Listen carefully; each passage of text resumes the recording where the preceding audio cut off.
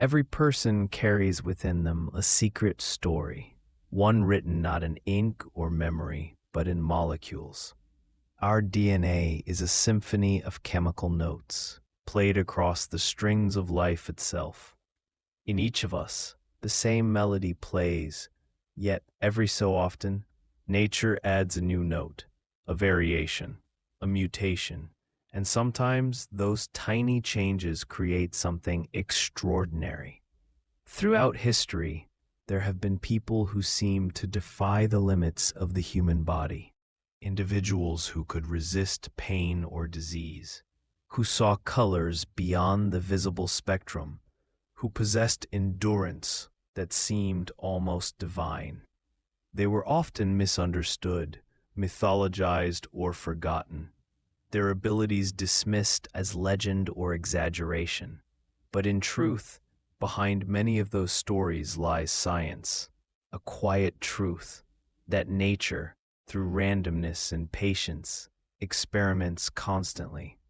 Every generation is a trial, a chance for something new to emerge. This is the story of the forgotten superhumans of history. Real people shaped by rare genetic variations. Not superheroes in the comic sense, but subtle miracles of biology, carrying within them the potential of what humanity might one day become. So, take a deep breath, let the noise of the modern world fade for a while, and together we'll travel through time, from frozen villages to royal courts, from laboratories to lonely islands, in search of those whose very DNA whispered something different. Section 1. The Woman Who Never Felt Pain. Imagine a life without pain. No ache, no sting, no warning of harm. At first, it might sound like paradise, the end of all suffering. But as science has learned, pain is not just torment, it is a compass. And to lose it is to drift unguarded through the world. One of the most remarkable examples of this was a Scottish woman named Jo Cameron. For most of her 70 years, she lived unaware that she was different. She healed from cuts without noticing them. She gave birth without anesthesia and without distress. When doctors operated on her hand, she refused painkillers because, quite simply, she felt nothing. Her secret lay in a single mutation within a gene known as FAAH out, a variation so rare that for decades, no one even knew it existed. The gene normally regulates our body's endocannabinoid system, the same biological network that modulates mood, memory, and pain. In Jo's case, that regulation had been turned off. Her brain produced an unusually high level of natural painkillers, leaving her not only pain-free, but also extraordinarily calm and optimistic.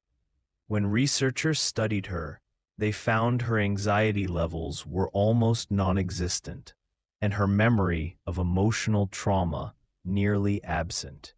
It was as if her biology had built her a permanent state of peace. Pain as nature's signal. Most people cannot imagine such a life. Pain, for all its cruelty, keeps us alive. It warns us not to touch fire, to rest when injured, to avoid danger. Children born with congenital insensitivity to pain, a rare condition caused by mutations in a gene called SCN9A, often injure themselves without realizing it. They may bite their tongues, break bones, or suffer burns, unaware of damage. Yet, in these rare cases, there lies an incredible insight into how our nervous system works. Each mutation is like a natural experiment, revealing which molecular doors control our perception of the world. By studying Jo Cameron and others like her, Scientists have begun developing new painkillers that mimic her body's natural chemistry, offering hope to millions who suffer from chronic pain. So even in her genetic anomaly, nature left a gift, a blueprint not just for survival, but for healing. The quiet resilience of biology. When we speak of superhumans, we often imagine strength, speed, or power. But Joe's story reminds us that sometimes the most extraordinary trait is serenity. Her mutation did not make her invincible, but it did make her remarkably resilient. She lived with what scientists called biochemical happiness, a constant, effortless optimism. In a world where stress shapes so much of human experience, her biology showed a glimpse of another possibility. That calm could be genetic.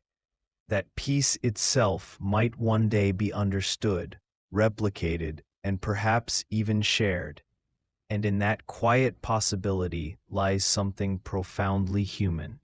The idea that evolution is still writing. That we are not finished beings, but drafts in progress. Each generation a new version of an ancient design, a footnote in history. Joe Cameron's story might have remained unknown if not for chance. She didn't see herself as special. Only when her doctors realized she never needed anesthesia did they begin to ask why. And in her DNA, they found a mystery. Not a superpower, but a subtle perfection of imbalance. It makes you wonder how many others lived quietly through history, carrying similar variations. People never studied, never noticed, whose unique biology changed the world in unseen ways. A warrior who healed unusually fast, a monk who never seemed to age, a farmer who worked through decades without fatigue. They may have been legends once, saints, heroes, myths, but behind some of those stories, perhaps, were real genetic differences, nature's little tests scattered through time. So when we speak of superhumans, perhaps we should think not of capes and lightning, but of possibility, of how each life, even in its imperfection, adds to the long, quiet experiment called humanity. In the next section, we'll step further into that experiment, to meet the man who could not sleep, whose body defied the rhythms of rest itself, and discover what happens when evolution rewires the need for dreams. Section 2. The man who could not sleep. Sleep is one of the oldest instincts in nature. From the tiniest fruit fly to the largest whale, life seems to pause each day, to drift into darkness and renewal. It is the hour when the brain cleans itself, when memories settle, and when the body repairs the invisible fractures of living. To live without sleep, then, sounds impossible, like trying to breathe without air or dream without thought. And yet, history whispers of those who did. People who, through strange mutations of biology, seem to exist beyond the rules of rest. Among them was a man whose body carried a genetic riddle so rare that for years scientists thought it could not exist. His name was Al Herpin, though in his time he was known simply as the man who never slept. The sleepless man of Trenton in the late 19th century. Newspapers across America began reporting a curious story from the small town of Trenton, New Jersey. Al Herpin, a quiet, unassuming furniture maker, claimed he had not slept for decades. Doctors, skeptics, and curious visitors came to watch him through the night, and found him reading, humming, or simply sitting in thought. He did not tire. He did not dream. He said he simply rested his eyes. When he died in 1947, at the age of 94, an autopsy revealed something extraordinary. his brain appeared structurally different. Portions associated with deep sleep were unusually small. His body, it seemed, had adapted to live in a permanent state of low-energy wakefulness, a biological balancing act that replaced sleep with something else entirely. To this day, scientists cannot say for certain what mechanism allowed him to survive so long without true rest. Some suggest a mutation in his circadian regulation genes, particularly the DEC2 gene, known in modern studies to shorten the human need for sleep dramatically. People who carry rare variants of DEC2 sleep only 4 or 5 hours a night and wake fully refreshed. They age more slowly, resist fatigue, and recover faster from exertion. If Herpin was one of them, his body may have mastered a form of biological efficiency that science is only beginning to understand: the gene of wakefulness. In 2009, scientists studying a family in California discovered that several of its members shared an unusual trait. They thrived on very little sleep, about 4 hours a night, without any health consequences.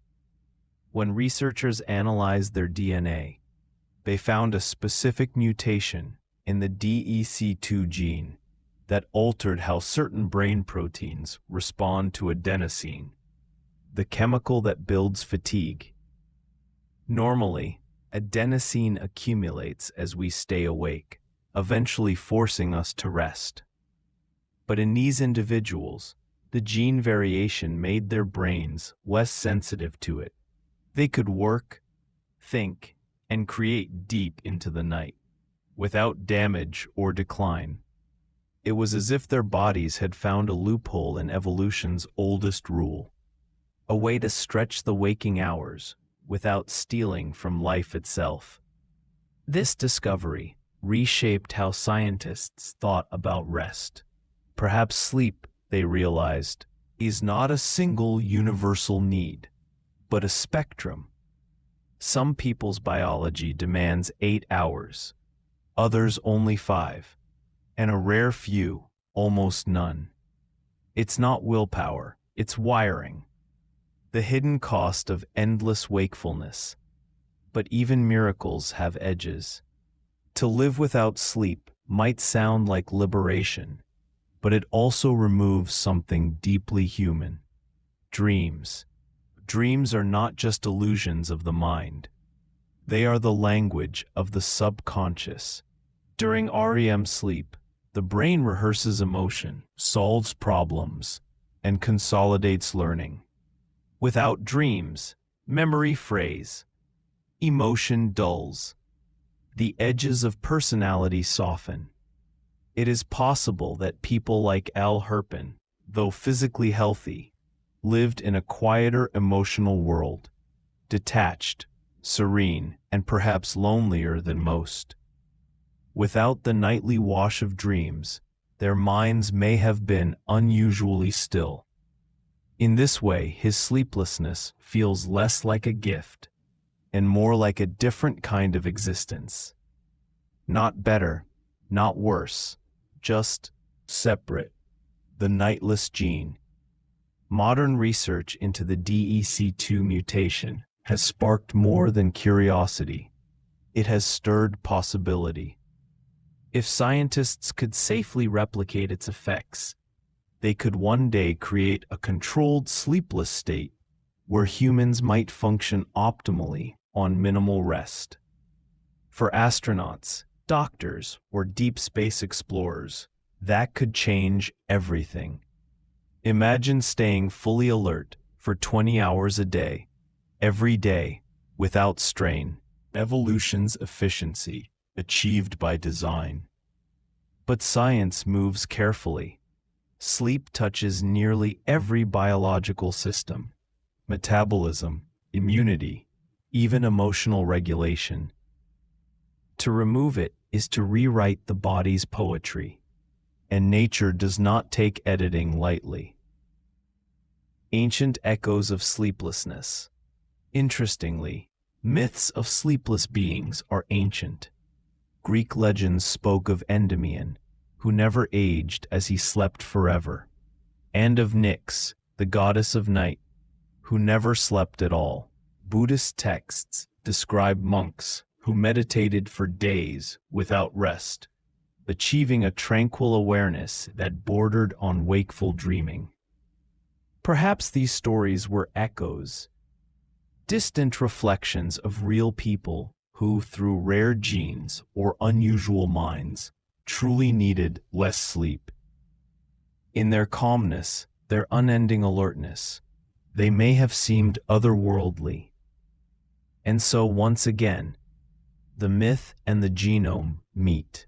A story told in temples thousands of years ago finds its answer today in the quiet dance of proteins. The gentle tyranny of sleep. For most of us, though, sleep remains sacred.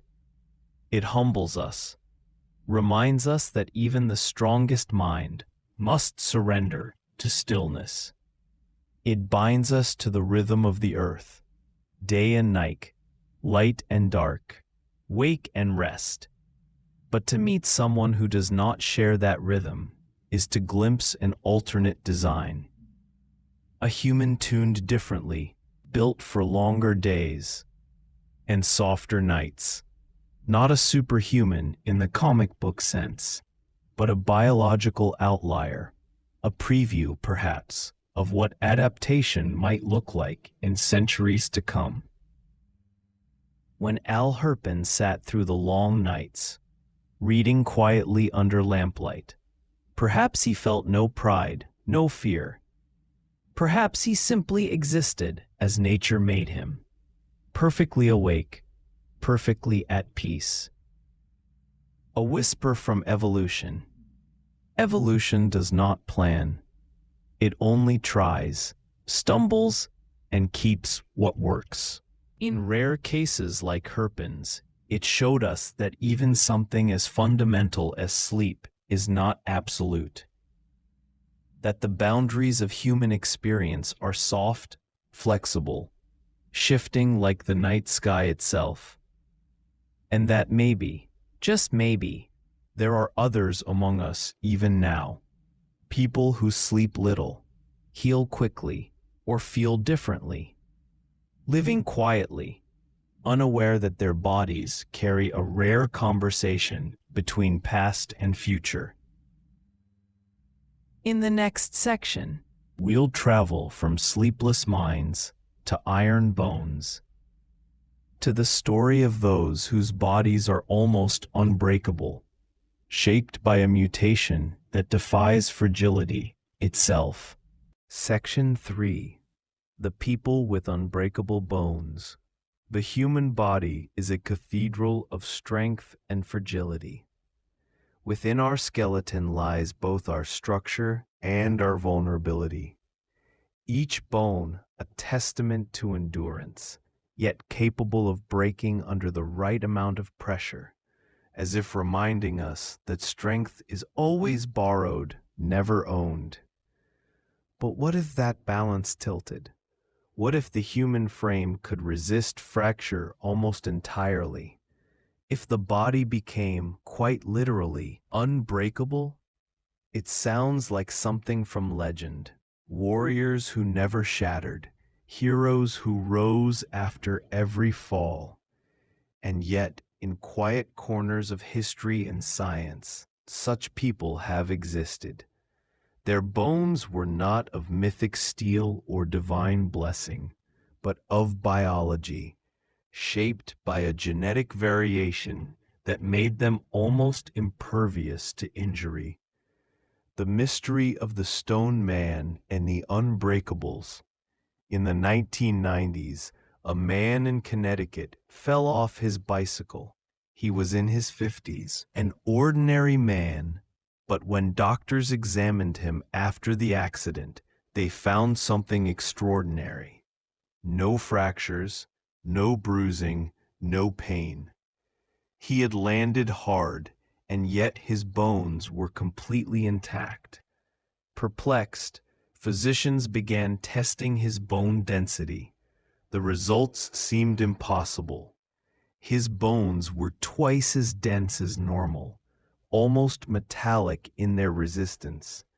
This man, whose name remains confidential in medical literature, carried a mutation in a gene called LRP5, a genetic code that regulates the production of bone tissue.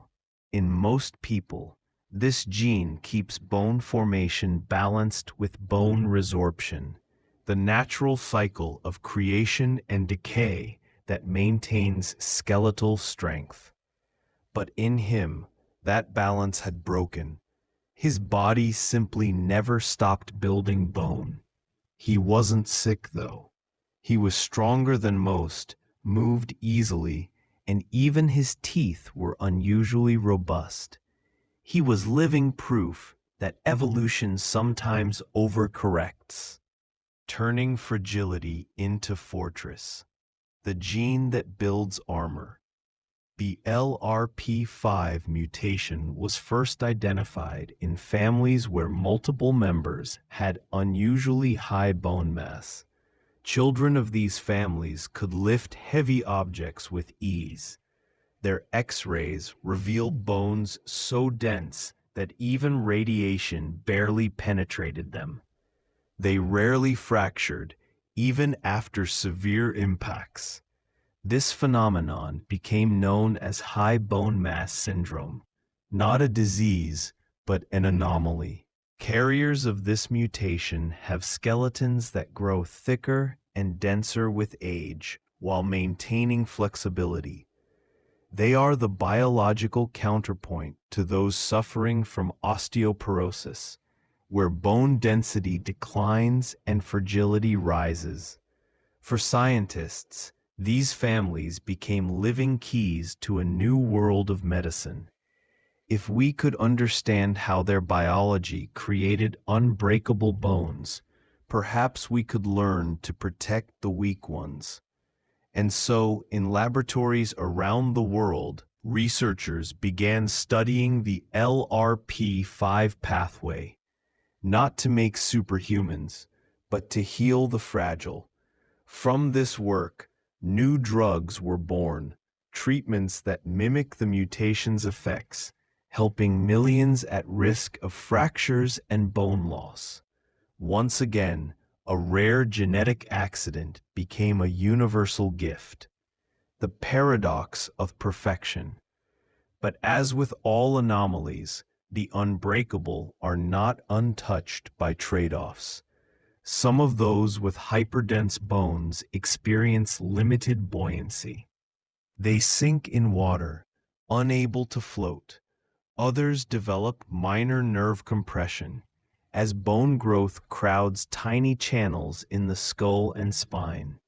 The body, it seems, never gives without taking something in return.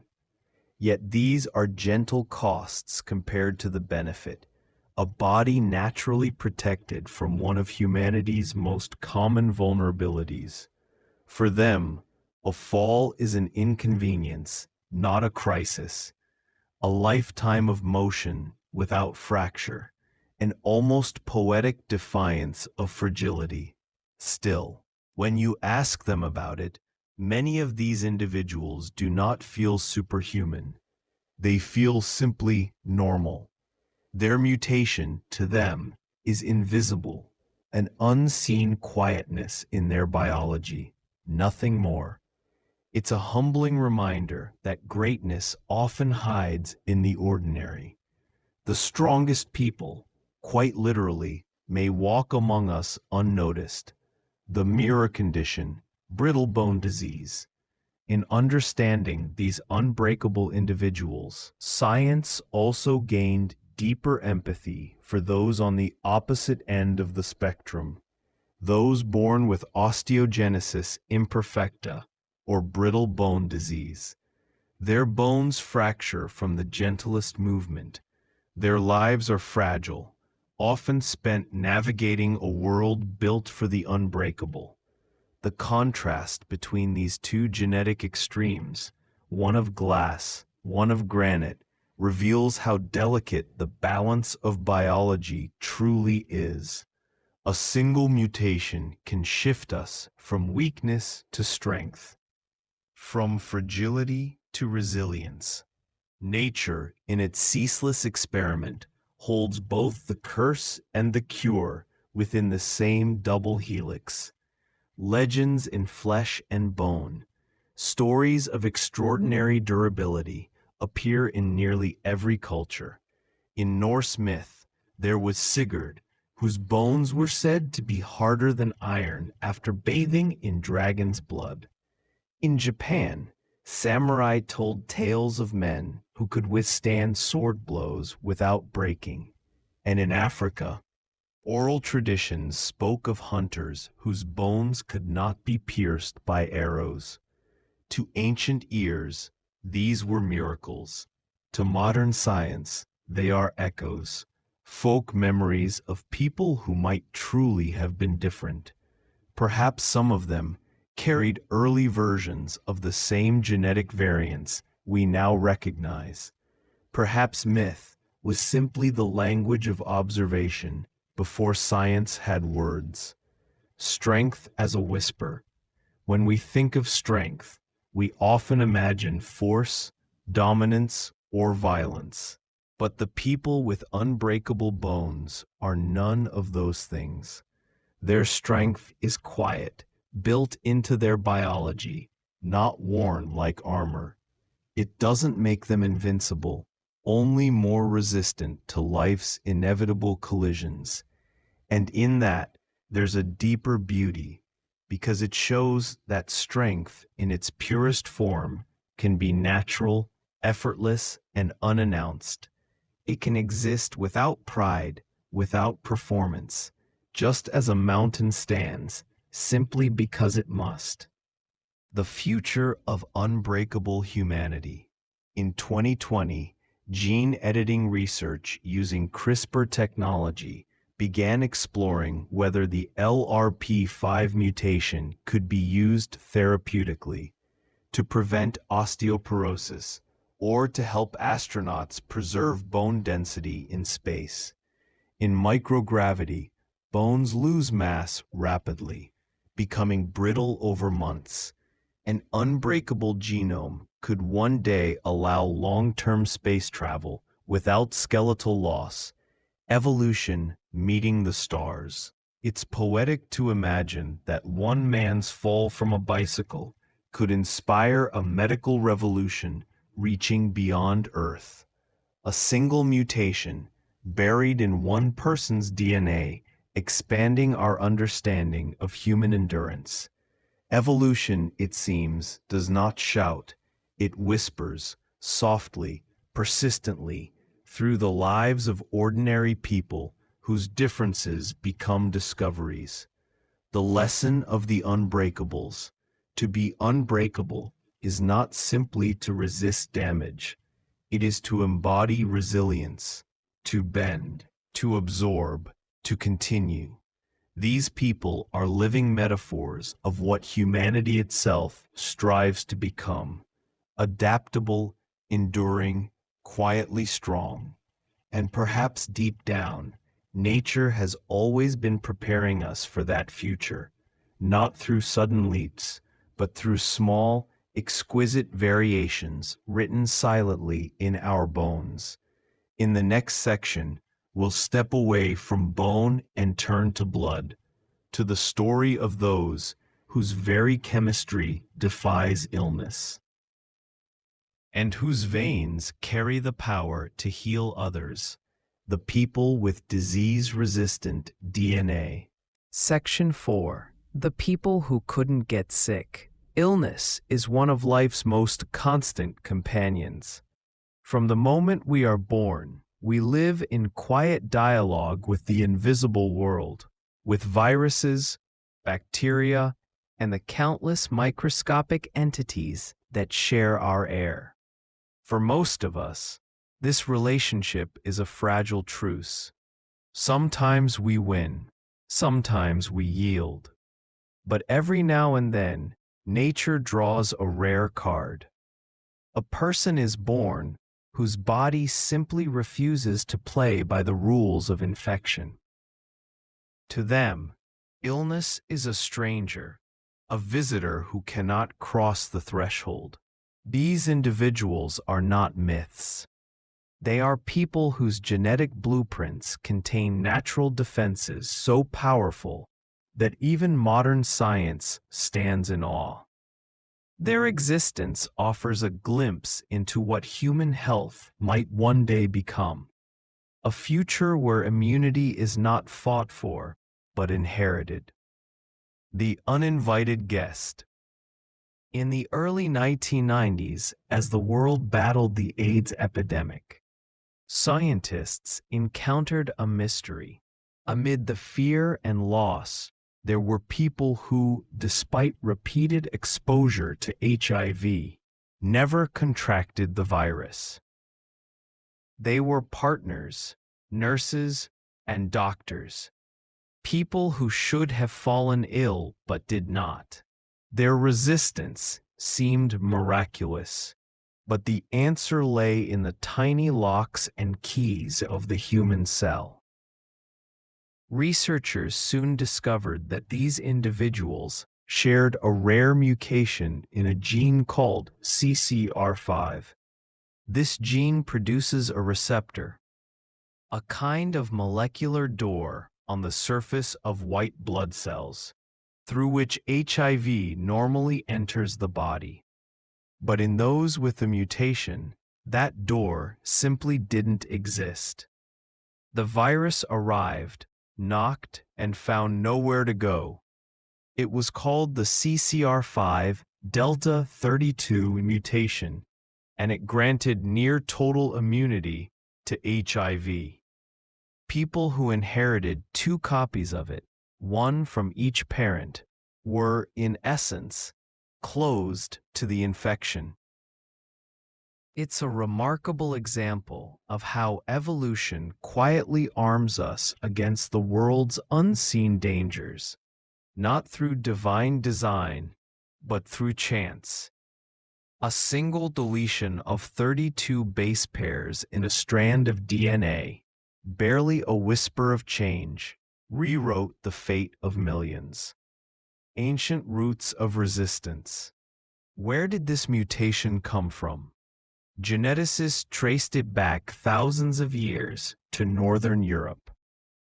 They believe it once protected humans not from HIV, but from smallpox, one of history's most lethal diseases. Those who carried the mutation survived outbreaks that decimated populations, passing their resistant genes to future generations. It's a chilling thought that every immunity we possess today is a fossil of past suffering. The survivors became our ancestors, their resistance our inheritance. And so, the same tiny mutation that once shielded people from medieval plagues continues to guard their descendants from modern ones. A biological time capsule of resilience. The golden blood. There is another kind of immunity, not from infection, but from incompatibility.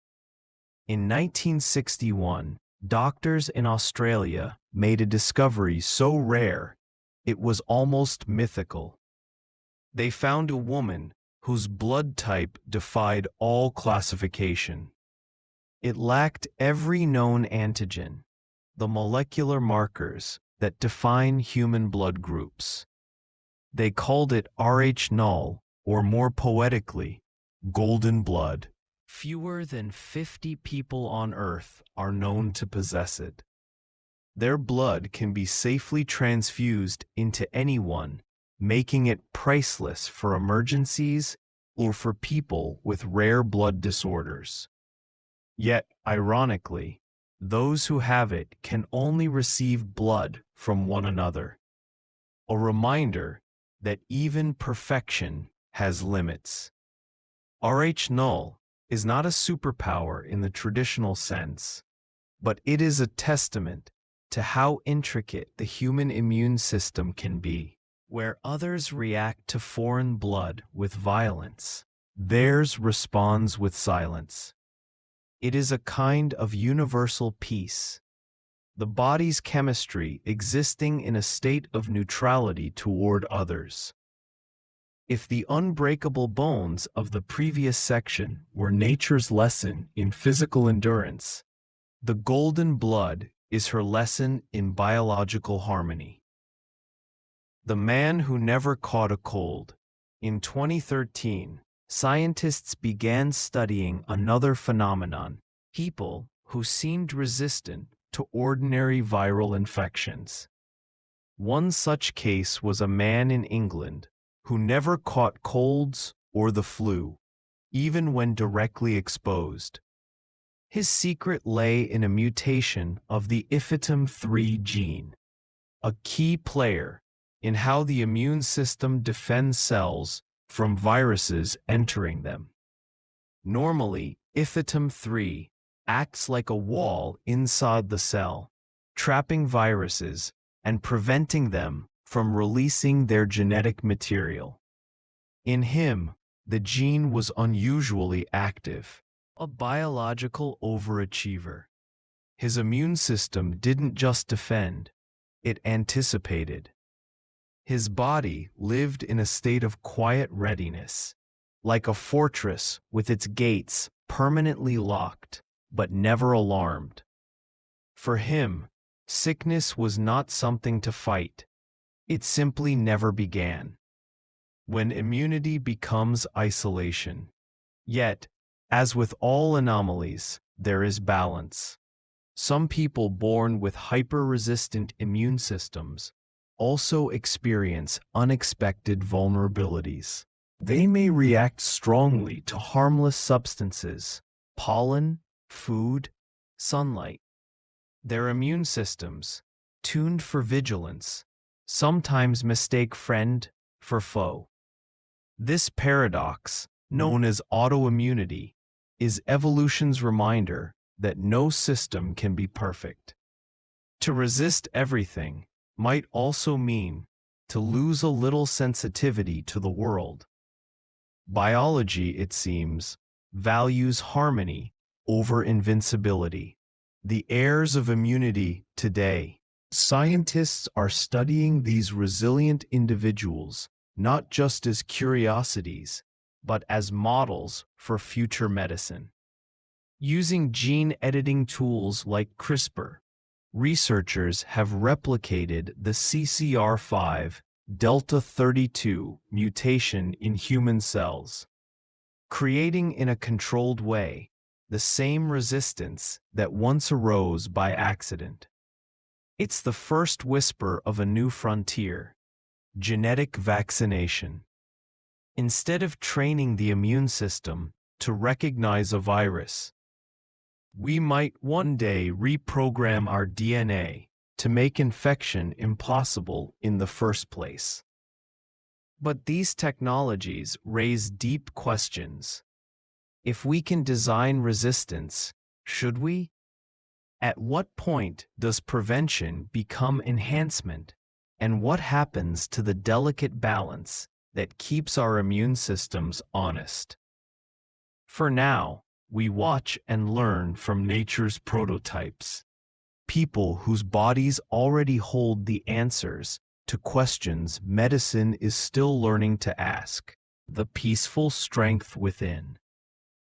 To live without fear of disease is not just a physical gift. It is a different kind of peace. For those rare individuals who carry immunity in their blood, life moves at a different rhythm. One without the interruptions of illness. One where the body and world coexist in quiet equilibrium. They remind us that evolution's masterpiece is not perfection, but adaptation. Every genetic anomaly, every resistance, every immunity is a reflection of our species learning to endure. And perhaps that is the real definition of a superhuman. Not someone beyond humanity, but someone whose body has already written the next chapter of survival. In the next section, we'll journey into the realm of vision to meet those whose eyes perceive what others cannot. Humans who see beyond the visible spectrum, whose world glows in colors most of us will never know. Section 5. The people who see beyond sight. Vision is how most of us anchor ourselves to reality. We trust our eyes to define the limits of the world, from the shimmer of the horizon to the gentle pulse of starlight. Yet, what we call seeing is only a fraction of what exists. Between ultraviolet and infrared, beyond the spectrum that the human eye can detect, lies an entire universe of light. And for a rare few among us, that hidden universe is visible. They are the forgotten superhumans of sight. People whose eyes, by accident of genetics or evolution, can see what others cannot. Through them, we glimpse what the world might look like if human vision had taken a slightly different evolutionary path. The boundaries of the visible. The human eye can perceive wavelengths between roughly 380 and 740 nanometers. That's a narrow sliver of the electromagnetic spectrum, a thin island of perception surrounded by vast oceans of unseen energy. Infrared lies just below our visible red. Ultraviolet just beyond our violet. To most of us, they are invisible worlds, but not to everyone. Throughout history, there have been individuals who claimed to see colors others couldn't. Artists spoke of impossible blues and hidden violets. While many dismissed these as metaphors of imagination, science would eventually uncover that some of these claims were not poetic exaggerations at all. The tetrachromats. Most humans are trichromats. We see color through 3 types of cone cells in our eyes, each sensitive to red, green, or blue wavelengths. But in the 1940s, researchers discovered that a small number of women had a 4th type of cone cell, granting them what's known as tetrachromacy. This extra cone doesn't make colors brighter, it makes them richer. Where others see a single shade, tetrachromats can distinguish dozens of subtle variations. A wall painted in simple beige might, to them, shimmer with complex undertones of pink, gray, and gold. The world becomes a living gradient, a painting layered with invisible hues. Genetically, this ability often appears in women because the genes for color receptors are located on the X chromosome. Men have 1 X, women have 2, giving women a chance, however rare, to inherit an additional functioning receptor. Scientists estimate that as many as 1 in 200 women might have some form of tetrachromacy, though few realize it. It's not a superpower in the cinematic sense. It's quieter, like living in a world where reality has just a little more texture, a little more depth. One such woman, artist Concetta Antico, discovered her condition after years of wondering why others couldn't see what she painted. The lilacs she painted were not just purple to her. They were mosaics of mauve, indigo, and lavender, glowing with dozens of microhues invisible to others. Science later confirmed she could distinguish up to 100 million colors, compared to the 1 million seen by most people. When asked what it feels like, she said simply, "It's like seeing the soul of color." The ultraviolet seers. But there are those whose vision steps beyond the ordinary spectrum altogether. Among certain individuals with aphakia, a condition in which the eye's natural lens is missing, something extraordinary occurs. Normally, our lenses filter out ultraviolet light, shielding our retinas from its harmful energy. But in aphakic eyes, ultraviolet rays reach the retina directly, and because our photoreceptors can still respond to these wavelengths, those without lenses can literally see into the ultraviolet. To them, the world glows differently. Snow sparkles with a ghostly violet shimmer. Sunlit skin reflects strange patterns. Even the night sky, dark and plain to most, blooms with ultraviolet radiance. One of the most famous cases was the painter Claude Monet. After cataract surgery late in life, he lost the lens in one eye. His paintings from that period shifted noticeably, infused with deep blues and strange purples. He was, quite literally, painting the unseen. This ability is not without consequence. Ultraviolet light can damage the eye over time. But for those few who see it, even briefly, the experience is transformative, as if a new world has been unveiled beneath the old one. Infrared sensitivity. While ultraviolet vision stems from the absence of a filter, infrared sensitivity arises from a shift in the way our photoreceptors behave. In rare cases, often due to mutations in the opsin genes, the threshold of sensitivity for red cones extends slightly into the infrared range. Infrared light, which humans cannot normally see, is emitted by heat. To perceive it means to glimpse warmth itself, to see the world by its temperature rather than its color. Imagine walking through a room and sensing people not just by their shapes, but by the soft halos of warmth surrounding them. The horizon at dusk, normally fading into darkness, would retain a gentle glow, the warmth of the earth lingering even after the sun's light is gone. Though only subtle extensions of perception, these cases remind us that our biology defines only the edges of experience. Beyond them lies infinite possibility. The brain's hidden vision. But vision is not just about the eyes. It's about the brain, the vast interpreting machinery behind the scenes. Some people with damage to their visual cortex still navigate obstacles unconsciously, a phenomenon called blindsight.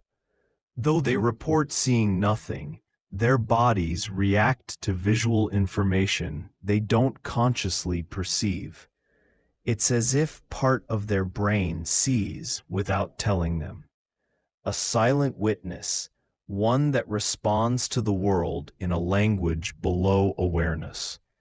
In a strange, poetic way, these individuals also see beyond sight.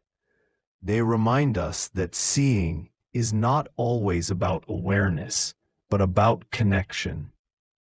The subtle communication between the body and the universe around it. The symphony of perception.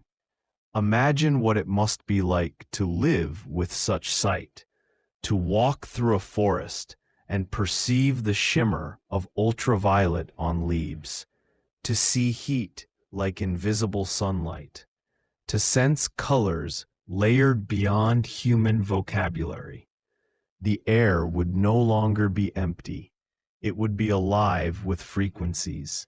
The boundaries between light and shadow would blur. Every sunset would be infinite. And yet, even for those of us bound to ordinary vision, there is beauty in the limits we have. Because through limitation comes contrast, and through contrast, meaning.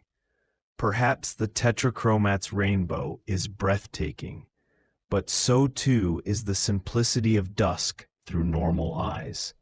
In that sense, every kind of sight, however limited, reveals a different truth. The quiet gift. Those who see beyond sight live quietly among us. Their worlds are painted in deeper tones. Their skies shimmer with unseen light. But what they truly reveal is not how different they are. It's how astonishingly close we all are to wonder. The universe has only lent us a fraction of its color, yet even that fraction fills our lives with endless beauty. For a few, the curtain lifts a little higher. For the rest of us, it remains half drawn, but glowing just enough to remind us that there is always more beyond the horizon of perception. In the next section, we'll meet those whose bodies resist pain itself, individuals who live without the ability to feel agony, revealing both the blessing and the danger hidden in that silence. Section 6. The people who couldn't feel pain.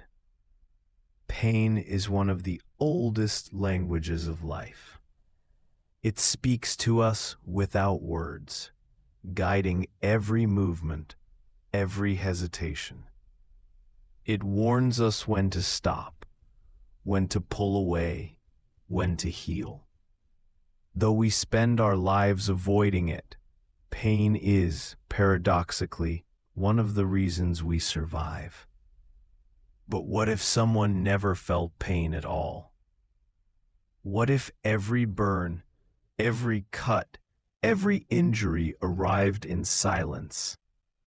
For a few rare individuals across the world, this isn't a question of imagination. It is their daily reality. To live without the voice of pain, to exist in perfect calm where others would scream. These are the congenital analgesics, people born with an inability to feel pain. Their condition, though it sounds like a superpower, is one of nature's strangest and most bittersweet anomalies. The children who never cried. The story often begins in childhood. A parent notices something unusual. A toddler who never cries when they fall, who doesn't flinch when they touch something hot. At first, it might seem like a sign of toughness, of resilience, but soon it becomes clear that something deeper is happening. In one of the earliest recorded cases, a girl from Sweden broke her leg while playing and continued to run on it. She didn't feel the fracture. Her parents only discovered it when they saw her leg bending unnaturally. Doctors were baffled until they realized she carried a mutation in a gene called SCN9A, a tiny error that changed her entire relationship with the world. This gene encodes a sodium channel found in nerve cells responsible for transmitting pain signals. In her body, the channel simply didn't work. The messages of pain never reached her brain. It was as if every warning system had gone silent. The silent world. To live without pain is not peace. It's peril disguised as calm. Children with this condition often bite their tongues or lips without noticing. They burn their hands, because they don't know fire is dangerous. Some lose the ability to walk normally because joint damage accumulates unnoticed over the years. And yet, these same individuals can feel warmth, pressure, even the brush of wind against their skin. They can laugh, love, and live like anyone else, except that their bodies never send them distress calls. One woman with congenital analgesia described her life this way: "It's like being made of glass, but not knowing when you've cracked." Her words capture the strange duality of her condition: invulnerability on the surface, fragility beneath. The science of silence. Pain begins in the periphery, in the skin, the muscles, the joints. When tissue is damaged, receptors called nociceptors send electrical signals through nerves to the spinal cord and then to the brain. It is there, in the folds of gray matter, that pain becomes experience. But in people with mutations in the SCN9A, SCN11A, or PRDM12 genes, this chain is broken. The receptors may detect harm, but the signal fades into nothing before it can reach consciousness. What's extraordinary is how specific this loss can be. They still feel touch. They still perceive temperature. It's only pain that's gone, as if the universe had erased a single note from the symphony of sensation. Researchers have tried to understand how the absence of pain reshapes the brain. Scans show that the emotional centers remain active. Empathy, fear, even compassion still exist. It's only the body's own distress that never translates into feeling. Pain is not just sensory, it's deeply emotional. Its absence, therefore, creates a strange kind of distance between the body and the self. The curious case of Joe Cameron. In 2019, doctors in Scotland discovered a woman named Joe Cameron who lived for over 70 years without ever feeling pain or anxiety. She only realized her difference after undergoing surgery on her hand and feeling nothing. When scientists examined her genome, they found a mutation in a gene called FAAH out, previously considered junk DNA. This mutation didn't just silence pain, it also seemed to amplify her sense of happiness. Joe reported being almost constantly cheerful and calm, unaffected by stress or fear. Her discovery opened a new frontier in neuroscience, showing how the same genes that regulate pain also influence emotion. It turns out that the pathways for suffering and serenity are intertwined. When one is muted, the other glows brighter. She once said, "I didn't know others were suffering. I thought everyone felt fine all the time." Her life is a gentle paradox, proof that peace and protection are not always the same thing. The hidden wisdom of pain. To feel pain is to be reminded that we exist, that we are fragile, alive, and connected to the physical world. Without it, life becomes quieter, but also lonelier. For the people who cannot feel pain, the body becomes distant, a vessel without alarm bells. And yet, they adapt. Many of them learn to see pain instead of feeling it. They study their bodies in mirrors, watch for bruises, pay attention to movement and sound. Their awareness becomes visual, methodical. They live, in a way, as scientists of their own existence. There is an unexpected grace in this. a calmness born not of strength, but of observation. Pain, after all, is one of the ways the body speaks. Those who cannot hear it learn to listen differently. The future of pain control. Scientists studying these individuals believe they hold the key to the next revolution in medicine. If we can understand exactly how their genes silence pain, we might one day design treatments that allow us to selectively switch pain off, not permanently, but when it's unbearable. Imagine a surgery without agony, or chronic pain that can be turned down like the volume of a radio. Nature has already written the blueprint. Humanity only needs to read it. But this pursuit raises ethical questions too. If we could erase pain, would we also erase empathy? Would we still understand one another's suffering if we never felt our own? In trying to free ourselves from pain, we might forget its quiet purpose, the way it teaches care, humility, and survival. The fragile miracle. The people who live without pain are not reminders of how far we can evolve. They are mirrors showing us what we already have. Every wince, every shiver, every ache is a conversation between our body and the universe. It may be uncomfortable, but it is also deeply wise. To live without that voice is to live in a kind of serene danger, untouched, but unguarded. Pain may hurt, but it also heals. It is the guardian of our flesh, the teacher of caution, the signal that something needs love. And perhaps that's the greatest paradox of all. The ability to feel pain is, in its own way, a kind of superpower.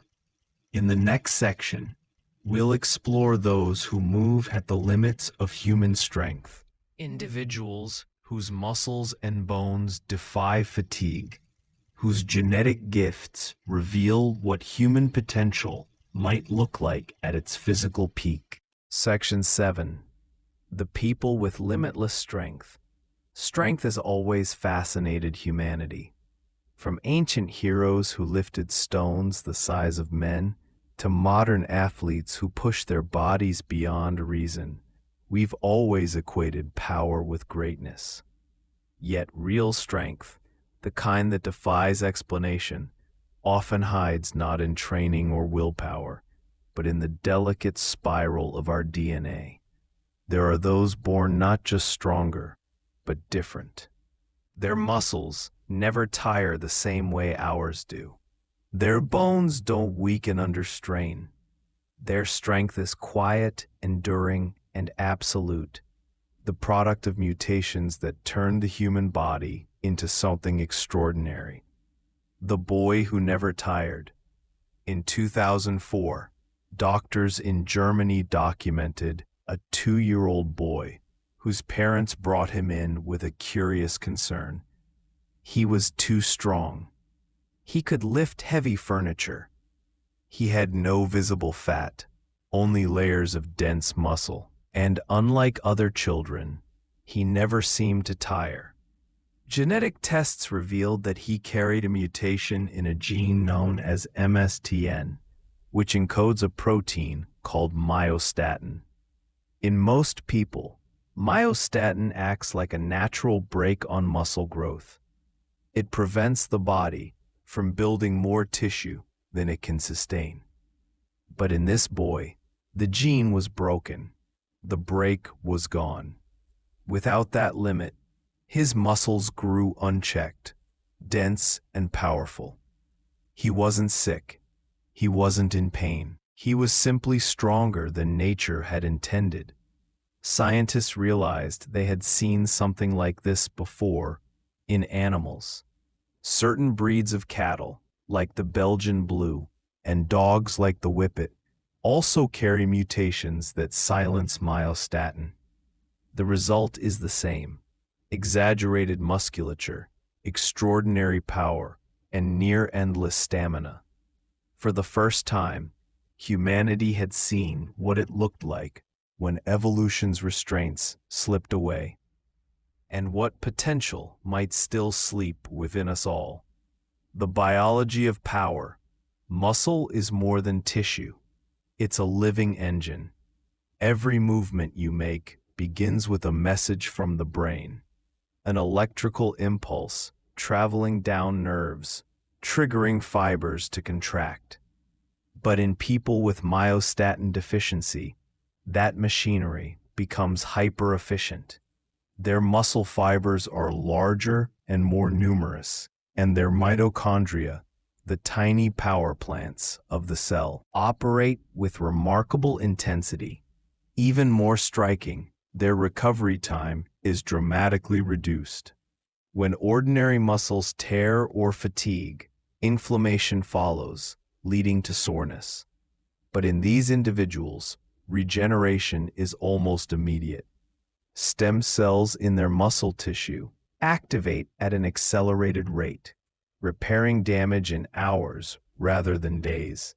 It's not that they're superhuman, it's that their biology plays by gentler rules. Their bodies have rewritten the balance between effort and exhaustion. The myostatin paradox. At first glance, one might imagine such strength to be an unquestionable gift. But as with all of nature's exceptions, there is balance and sometimes cost. Myostatin-deficient muscles are powerful, but they also require more oxygen and nutrients.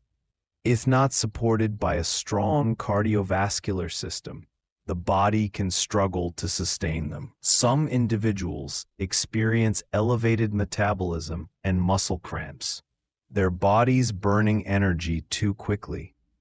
And though the boy in Germany grew up healthy, researchers are careful not to romanticize his condition. Nature, after all, designs limits for reasons we don't always see. The perfect body may not be the most sustainable one. Still, his case opened an entirely new realm of study. If scientists could learn to control myostatin safely, they might one day use it to help people with muscular dystrophy or severe atrophy regain strength, to heal weakness, not create power. The line between medicine and enhancement, between healing and evolving, has never been thinner. The enduring ones. Strength isn't only measured in muscle. There are also those who endure beyond measure. People whose bodies resist fatigue and heat, who recover from physical strain at rates most can only dream of. A few such individuals carry rare variants in genes like PPARGC1A, which boosts mitochondrial efficiency. It allows their cells to convert fuel into energy with almost no waste. In essence, they run on the biological equivalent of high-octane fuel. These individuals are sometimes discovered among ultra-endurance athletes, whose bodies perform feats that seem impossible, running hundreds of kilometers, climbing without rest, swimming through freezing water for hours. Science now understands that in some cases, their DNA quietly supports their willpower. Their endurance isn't just mental, it's molecular. There are even documented cases of mountaineers from the Himalayas whose blood oxygen capacity surpasses anything seen in lowland humans. Through countless generations of adaptation, their bodies have learned to thrive where oxygen is scarce. To them, thin air feels almost ordinary. Evolution, it seems, is a sculptor, chiseling strength into humanity in 1,000 quiet ways. The strength in stillness. Yet for all the fascination with muscle and endurance, true strength has many forms. In some cases, it is not about force at all. but resistance, the ability to not break when everything else would. There are people whose bones are extraordinarily dense, a condition known as osteopetrosis. Their skeletons resist fractures even under extreme stress.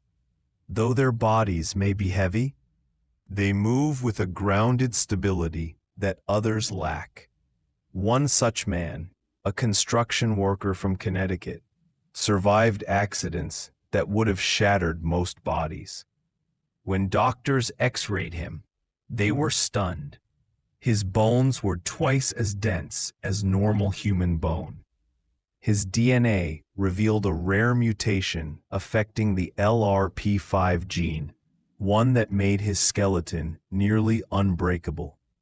His condition offered clues about how to prevent osteoporosis and other bone-related diseases. Once again, what began as anomaly became possibility, a doorway to healing. Beyond the physical, these stories remind us that strength isn't simply the absence of weakness. It's a conversation between power and control, between what the body can do and what it's wise enough not to. Every person with a strength-related mutation carries both potential and warning, evidence that evolution's experiments are ongoing. Perhaps the most remarkable thing about these individuals is not their power, but their calm. Many of them grow up unaware of their differences. They don't seek to dominate or outperform. They live quiet lives, unaware that inside them, the human genome is exploring the outer edges of what we can be. In that quietness, there is a lesson that strength at its deepest level is not about what we can lift or endure, but about harmony, the seamless alignment between body, mind, and nature, the strength within us all. While we may not carry these extraordinary mutations, every human being holds within their DNA the potential for adaptation. Our muscles grow stronger when tested. Our bones heal when broken. Our endurance increases when challenged. Strength, in the end, is not a gift of birth. It is a dialogue with existence itself. The people with limitless strength are reminders of what happens when that dialogue becomes amplified. When evolution speaks in a louder voice, they are not superhumans, but living echoes of what humanity might one day become. In the next section, we'll journey into a more mysterious realm to meet those whose minds defy logic, people with uncanny memory, perception, and intuition, whose brains reveal what it truly means to transcend ordinary cognition. Section 8: The Minds Beyond Memory. There is a kind of superhuman ability that doesn't live in muscle or bone, but in the soft labyrinth of the brain, where neurons whisper to each other in electric poetry, and where memory, perception, and imagination flow like hidden rivers. While the world has long celebrated physical strength, there exist a rare few whose true power lies in the invisible, the architecture of thought itself. These are the forgotten mental outliers of history, people whose minds seem to defy biology, whose memories never faded, whose senses reached beyond what the rest of us can perceive. The woman who remembered everything. In 2006, researchers at the University of California met a woman named Jill Price, who carried within her something science had never truly seen before. She could remember every single day of her life in astonishing, minute detail. Ask her what she ate for breakfast on July 10th, 1987, and she would tell you the color of the cereal box, the pattern of the bowl, even the song that was playing on the radio that morning.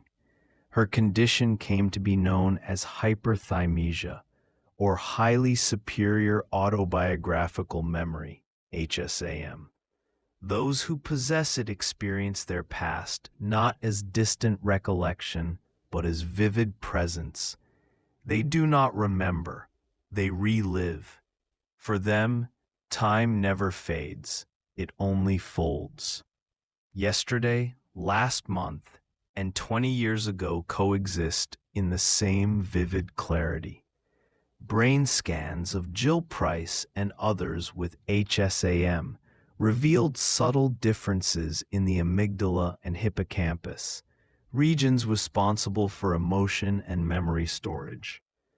Their brains are wired to prioritize personal experiences with extraordinary efficiency, tagging each one with emotional context that ensures it is never forgotten. But this gift is also a weight. For while most of us can heal through forgetting, those with hyperthymesia cannot escape the ache of memory. Every heartbreak, every loss, every mistake, all remain alive, playing endlessly in the mind's theater. In Jill's quiet voice during interviews, there was both wonder and exhaustion. Her gift was not something she sought, but something she learned to carry, gently, carefully, as one might cradle a flame that never goes out. The synesthetic mind. Not all mental anomalies bring such heaviness. Some transform reality itself into art. Consider those with synesthesia, a condition in which the senses blend into one another, turning sound into color, letters into taste, numbers into shapes that hover like constellations in the mind's eye. For a synesthete, a simple melody might shimmer in blue and gold, and the number 5 may always appear forest green, no matter where it's written. Scientists once dismissed these perceptions as imagination, but modern neuroscience has proven otherwise. In synesthetes, neighboring brain regions, such as those for color processing and language, show heightened connectivity. Electrical signals spill over from one sensory network to another, creating a unique, consistent overlap between worlds. Composer Olivier Messiaen described how musical notes appeared to him as colored chords. Mathematician Daniel Tannett, who holds records for memorizing vast sequences of numbers, described how each digit had its own hue, shape, and texture, allowing him to recall thousands effortlessly by simply seeing them as patterns. To them, the world is not what it is to us. It is richer, layered, woven with synesthetic light. Some scientists believe that all infants experience a form of mild synesthesia, and that as the brain develops, those connections are pruned away. Perhaps then, synesthetes are not anomalies, but reminders of the original way the human mind once felt the world, when seeing, hearing, and feeling were all one language. The lightning calculator. History is filled with figures whose mental speed bordered on the impossible. One such man was Zara Colburn, born in 1804 in Vermont. By age 8, he could solve enormous arithmetic problems faster than any mathematician alive. Ask him to multiply 12,103 by 1,423.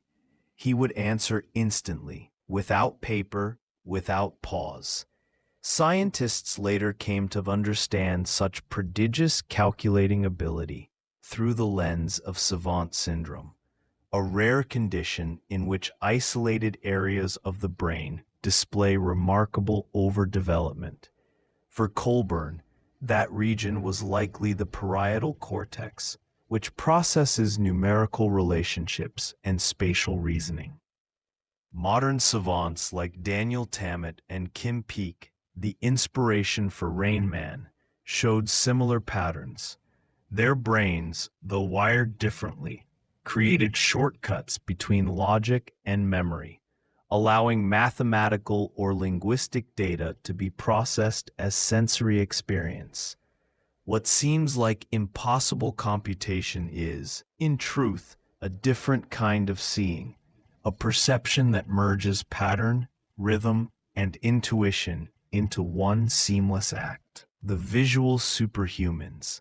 Some minds possess another kind of gift, a vision so precise it borders on the mechanical. Take the case of Stephen Wiltshire, an artist with autism who can draw entire cities from memory after a single helicopter ride. He can capture thousands of buildings, streets, windows, and cars perfectly to scale from a bird's eye view. When scientists scanned his brain, they found a profound enhancement in the visual cortex and posterior hippocampus, the regions tied to spatial memory. While most people compress visual information into abstract summaries, Wiltshire's brain records it photographically, every line, every shadow, every detail preserved like data on a drive. His talent reminds us of an essential truth, that genius is not about more memory, but different memory. The world is not fixed. It is filtered through billions of unique neurological symphonies.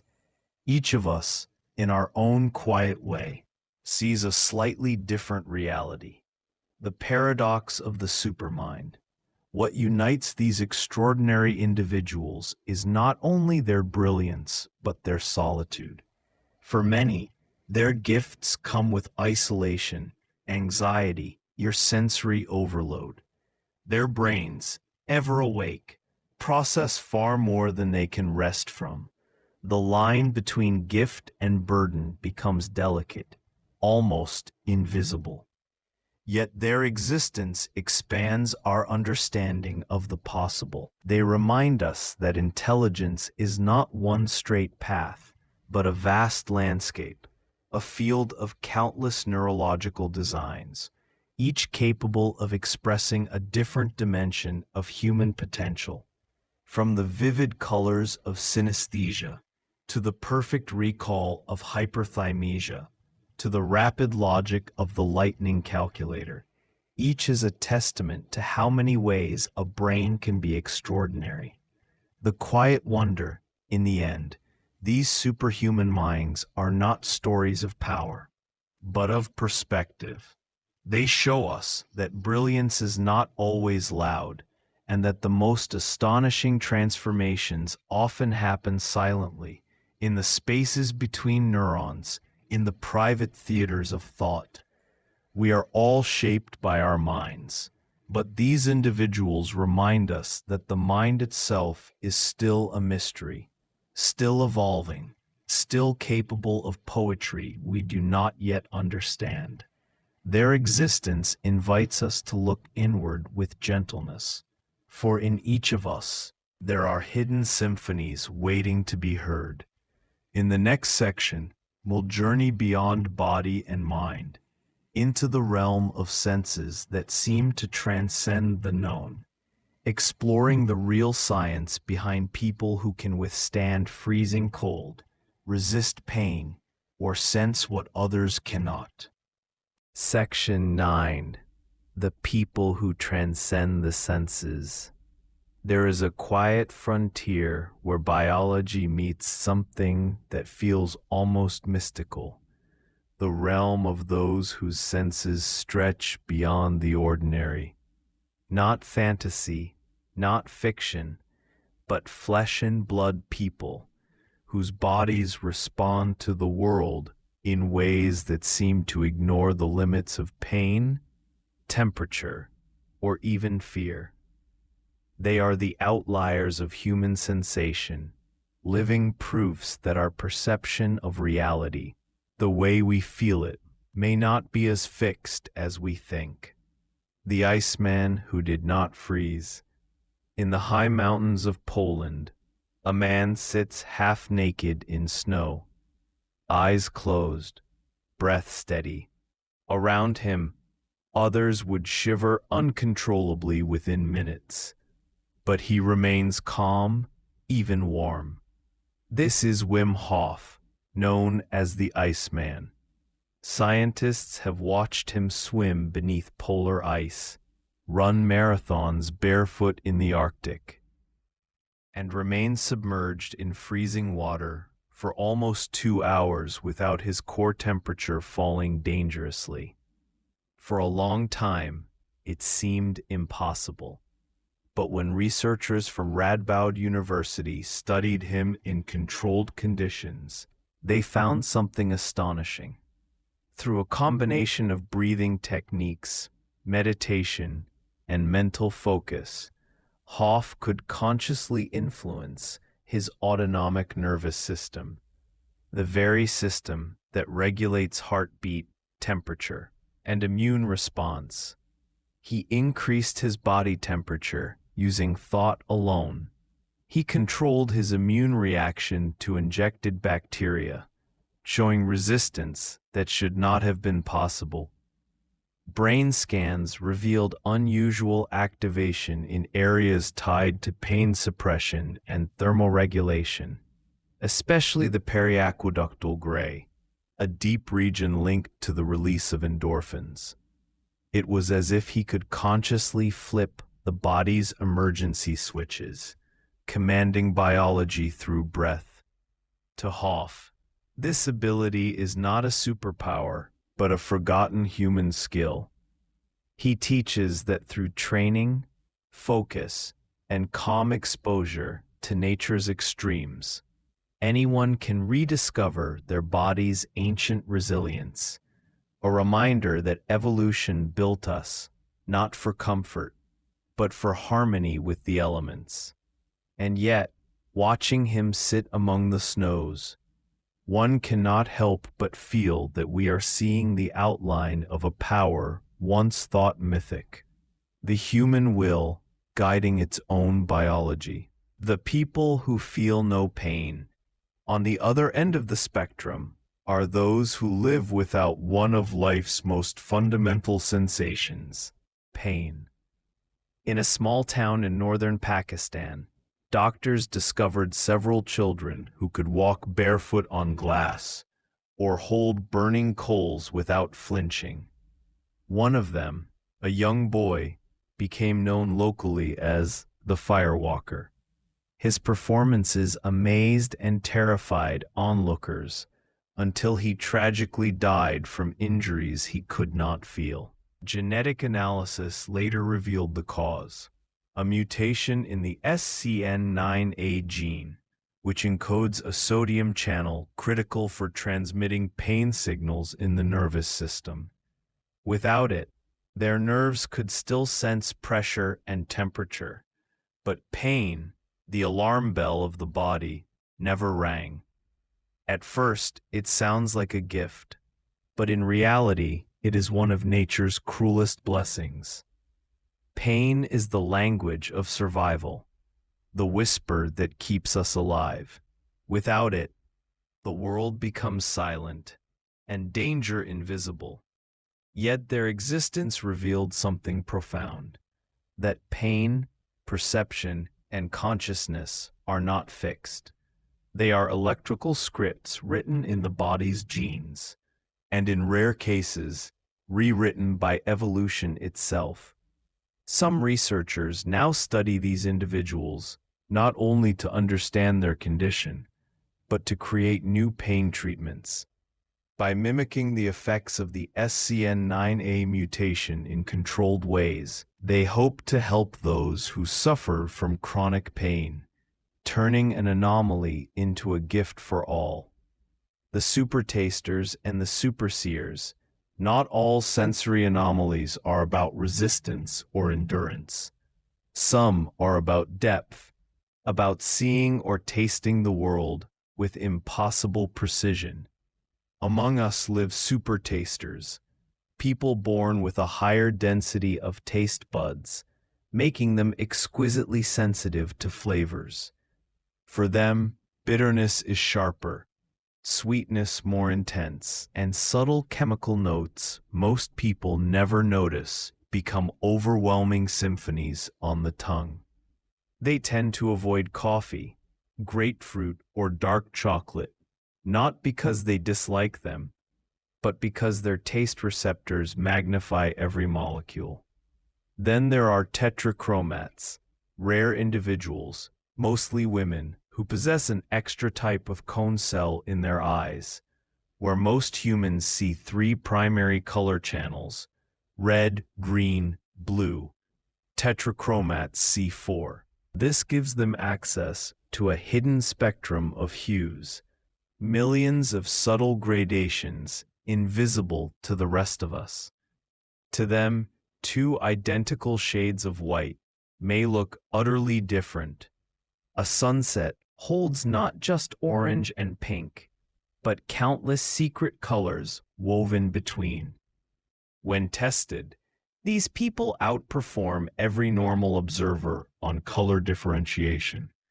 Their world is richer, not brighter, but deeper, like living in high definition. Science still debates why this trait survives evolutionarily, but in the poetry of biology, perhaps it is simple. The universe keeps a few extra artists among us, souls who can see what others cannot. The human compass. There is another sense, one most of us lost long ago, the ability to feel direction itself. Recent studies have shown that some humans possess an unusually strong sensitivity to magnetic fields. When placed in a room where the magnetic north was subtly rotated, these individuals' brainwaves, measured by EEG, shifted accordingly. A subconscious compass awakening for a moment. While birds, turtles, and even bacteria navigate by Earth's magnetism, the human sense of magnetoreception was thought extinct. But these results hint otherwise, that deep within our neural circuits, the ancient animal still stirs, quietly aligning to the planet's invisible lines. It's not guidance in the conscious sense, but something gentler, a faint inner awareness, a whisper of north somewhere behind thought. The sixth and seventh senses. The traditional five senses are only part of the story. Science now recognizes at least two others: proprioception, the awareness of body position, and interoception, the sense of the body's inner state, heartbeat, breath, hunger, and calm. In some rare individuals, these senses reach extraordinary levels of precision. Elite athletes, monks, and meditators often show heightened proprioceptive maps of their bodies, allowing them to balance, move, and react with almost impossible coordination. Meanwhile, those trained in deep mindfulness show control over interoception, so refined they can slow their heart rate, alter their breathing, even influence their immune response. As Wim Hof demonstrated on a biological level, these are not magical powers, but reminders that the boundary between mind and body is porous. A conversation, not a wall. Every breath we take changes the brain. Every thought, the pulse.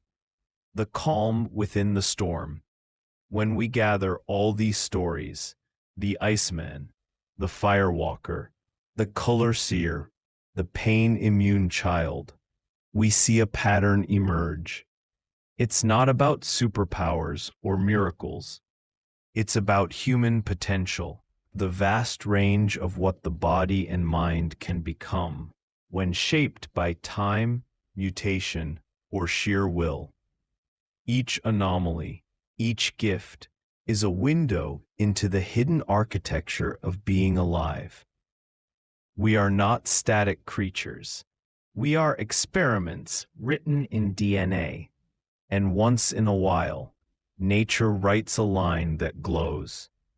These people, forgotten by history but never by wonder, remind us that even in our most ordinary selves, there is something extraordinary sleeping quietly beneath the skin.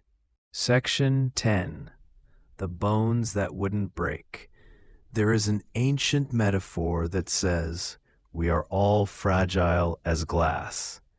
But every so often, nature crafts a human being that quietly disproves it. People whose bodies, by some strange twist of biology, seem almost impervious to fracture or decay, whose bones bend but do not break, whose tissues resist the slow erosion of time. It is easy to imagine this as myth, the unbreakable man, the ageless woman. But in the hidden corners of genetic science, there are stories that bring such myths startlingly close to truth. The boy who couldn't break. In 2015, doctors in Germany encountered a young boy who had fallen from a second-story window and walked away unhurt. X-rays showed no fractures, not even bruising. A week later, he fell again from a climbing frame, and again nothing broke. Perplexed, his physicians began to test his bones. They discovered something remarkable. His skeleton was twice as dense as a normal child's. The cause was a rare mutation in the LRP5 gene, which regulates the way bone-forming cells, osteoblasts, respond to signals in the body. In most people, this gene acts like a gatekeeper balancing bone growth and resorption. In this boy, the gate was permanently open. His body simply kept building denser, thicker, stronger. This condition, known as high bone mass syndrome, is extraordinarily rare. Those who have it rarely break bones, and even surgical tools struggle to penetrate their skeletons. It's as if nature, in a brief experiment, sculpted a human with the architecture of stone. The mutation itself was first discovered in the early 2000s, when scientists studied a man in Nebraska who survived car crashes that shattered vehicles around him. When they examined his family, several relatives showed the same trait. Bones so dense they sank in water. It sounds superhuman, and yet, like most genetic gifts, it comes with its quiet costs. Extra weight on the joints, potential nerve compression, and, for some, chronic pain. Even strength in the human body must find its balance.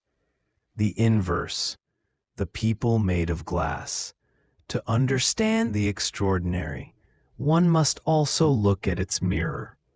Opposite those with unbreakable bones are those born with bones that shatter from a gentle touch. They suffer from osteogenesis imperfecta, the glass bone disease, caused by mutations that weaken the collagen scaffolding inside bone tissue. In these individuals, the skeleton is fragile not because it lacks calcium, but because its molecular structure, the lattice that holds it together, is flawed.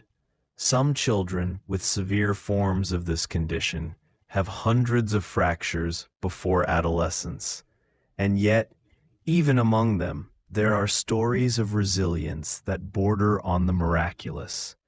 One of the most famous, Sean Stevenson, lived only 3 feet tall and weighed less than 20 kilograms, but he became a motivational speaker and therapist, known for his deep laughter and unbreakable optimism. His life was a living paradox, proof that fragility of form does not equal fragility of spirit. When Sean spoke, he often said, "Never believe your appearance defines your strength." And in that, he reflected a truth larger than genetics, that resilience is not only written in the body, but in the will. The woman with ageless bones. Another case puzzled scientists for decades. A woman who, at 70, had bones that looked as if she were 30. Her bone density scans showed almost no sign of the typical decline that accompanies aging. Genetic analysis revealed a subtle variation in the same LRP5 gene found in those with high bone mass, but in her, it worked differently, not by overproducing bone, but by preventing the usual breakdown caused by hormonal change. Researchers began to wonder whether the secrets to preventing osteoporosis and other age-related conditions might lie in these rare mutations. In studying her, they found a new way to stimulate bone growth, not by adding more calcium, but by awakening the genetic pathways that decide when bones should build or erode. She herself lived quietly, unaware of her fame in labs across the world. She gardened, cooked, cared for her grandchildren, an ordinary life built on extraordinary biology. The living steel. If bone can be stronger, can tissue be too? Surprisingly, yes. There exist individuals whose connective tissues, tendons, skin, and ligaments are unusually tough and resistant to tearing. This resilience often comes from enhanced production of collagen type 1, the same molecule that gives skin its elasticity and bones their tensile strength. In rare families, genetic sequencing reveals what's called collagen overexpression, a phenomenon where cells produce more collagen fibers than normal. The result is a body that heals faster, scars less, and weathers injury with uncanny grace. Soldiers, athletes, and explorers who have undergone physical extremes sometimes show subtle versions of this adaptation, not from mutation, but from epigenetic resilience, the body's way of switching on dormant genes in response to repeated stress. It is a reminder that even in ordinary humans, strength can be learned at the cellular level, each bruise teaching the body to rebuild a little better next time. The paradox of indestructibility. What links all these stories is balance, the biological tension between rigidity and fragility, between endurance and decay. The body, in its natural design, thrives not by being unbreakable, but by being repairable. A bone that can't bend will eventually snap. A joint that can't wear will lose its movement. So nature built us not as perfect machines, but as living systems of compromise, resilient through renewal. Those rare mutations that tip this balance one way or another, toward glass or granite, reveal how delicate our design truly is. They are not just oddities, but clues, showing how life constantly negotiates between strength and flexibility. When we marvel at the man whose bones can't break, we are really marveling at the precision of biology, how every system, every molecule, exists in a narrow harmony that keeps us alive. The silent architecture within. Perhaps what is most poetic about bone is that it is alive. Inside that rigid white form, tiny cells work endlessly, breaking, rebuilding, reshaping. a constant dialogue between creation and destruction. We think of bone as static, but it is more like coral, a living scaffold that grows in response to pressure and motion. Every step you take tells your bones a story, and they listen. In those rare people whose bones refuse to break, it is as if the story has been amplified, the message of survival written louder into every cell. And in those whose skeletons fracture easily, there is still that same song of endurance. The body trying always to rebuild, to hold itself together against time. In the end, the unbreakable are not just the rare few born with special genes. They are also those who continue to rise after being broken, who mend, who adapt, who carry the quiet resilience of life itself. Because the true strength of humanity has never been in the hardness of our bones, but in the persistence of our hearts. Section 11. The Sleepwalkers of Consciousness. Sleep is often called the soft guardian of life.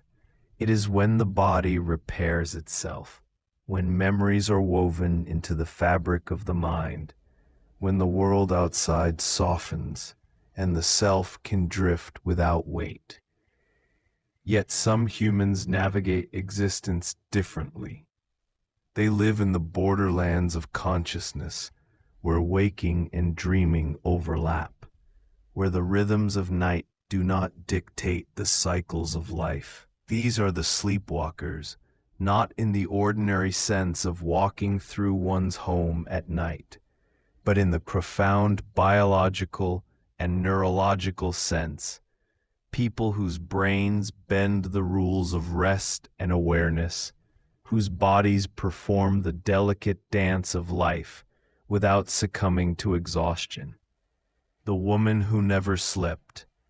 In 1992, researchers documented a woman who, remarkably, slept less than 2 hours per night, yet felt no fatigue, no irritability, no cognitive decline. Her life seemed like a normal one. She worked, socialized, and even exercised.